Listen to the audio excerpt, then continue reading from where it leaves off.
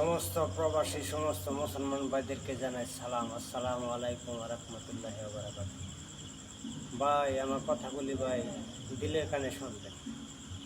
ভাই একজনের কথা যদি আরেকজনের শুনি ভাই মনটা পাতলা হয় ভাই, এই জন্য ভাই মুজাকারা কিছু করি।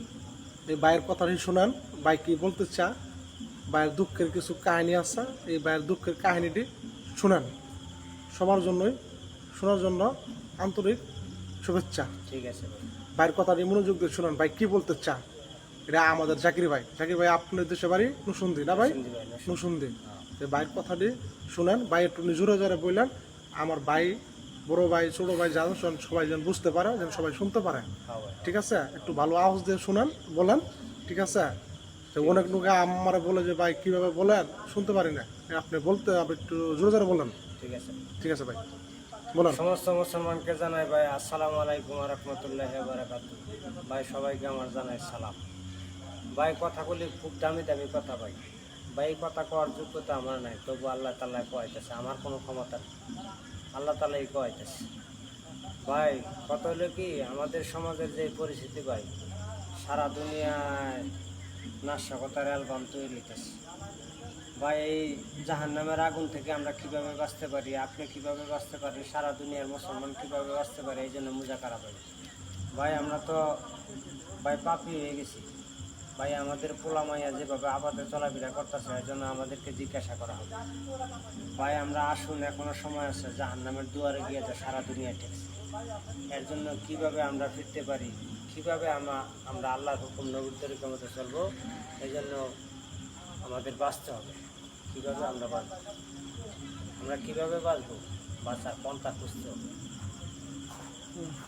ঠিক আছে ভাই, এই জন্য ভাই আমাদের ফিকির করতে হবে, আল্লাহর হুকুম নবীর তরিকা মতো চলতে হবে। আল্লাহর হুকুম নবীর তরিকা মতো চলতে হবে, নাহলে জিজ্ঞাসা করা হবে সেদিন। মুসলমানের প্রথম মন্দির হলো কবর, মুসলমানের প্রথম মন্দির হলো কবর। কবরে যাওয়ার পরে জিগাইব যে তুমি দুনিয়াতে যে তোমারে পাঠাইলাম, তুমি কি নিয়ে আইছো। এই জন্য আমাকে আপনাকে সারা দুনিয়ার মুসলমানকে জিজ্ঞাসা করা হবে যে জান মাল সময় আমি তোমার দিয়ে দিলাম, তুমি আমার জন্য কি আনছো। এই জন্য যৌবন বসে আমাদের এরকম আবাদত বানায় কবরে উপযুক্ত বানায় কবরে যাইতে। এই জন্য আমাদের কোনো চিন্তা নেই, কোনো মাথা ব্যথা নেই। আমাদের বিবি বাচ্চা বাল বাচ্চা সব জাহান্নামে কবরে যেতেছে, আমাদের কোনো ব্যথা নেই। আমাদের ভাই ভাতিজা এরকম জাহান্নামে কবরে যেতেছে, কোনো ব্যথা নেই। আরেক মুসলমান কবরে যেতেছে জাহান্নামে, আমার কোনো ব্যথা নেই। ভাইয়া হইছে, এখন ভাইয়া আপনার ভাইগরের জন্য।